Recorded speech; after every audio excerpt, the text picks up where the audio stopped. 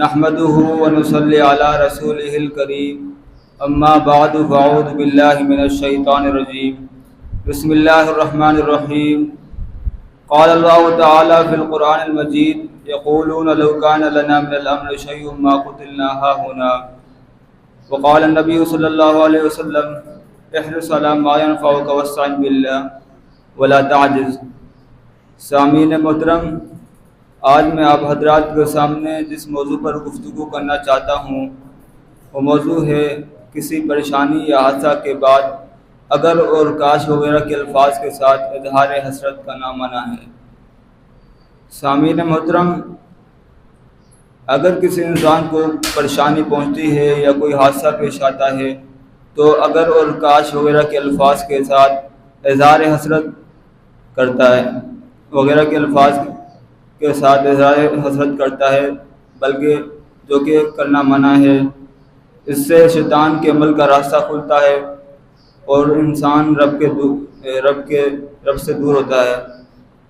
اس کی بجائے مثبت سوچ رکھنی چاہیے اور یہ کہنا چاہیے کہ جو اللہ تعالیٰ نے چاہا وہ کیا.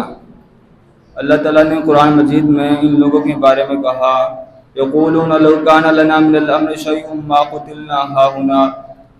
یہ لوگ کہتے ہیں اگر ہمارے بس میں کچھ ہوتا تو ہم یہاں مارے نہ جاتے.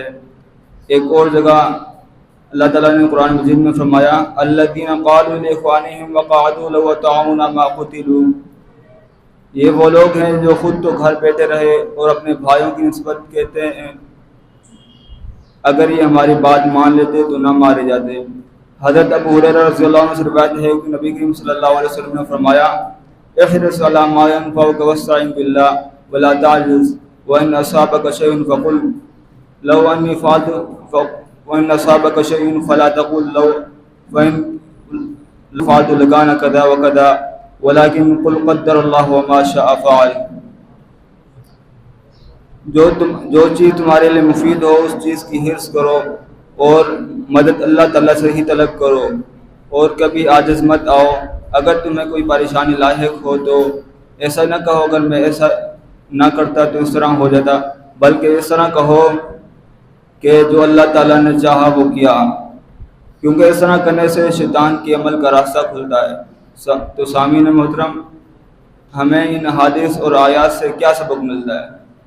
پہلا یہ کہ کسی پریشانی یا حادثہ پر اگر مگر وغیرہ کے الفاظ نہیں ادا کرنے چاہیے، بلکہ اللہ تعالیٰ سے مدد طلب کرنی چاہیے اور عاجز اور کاہل ہو کر نہیں بیٹھنا چاہیے. دعا ہے کہ اللہ تعالیٰ ہمیں ان باتوں پر عمل کرنے کی توفیق عطا فرمائے. آمین. وآخر دعوانا الحمدللہ رب العالمین.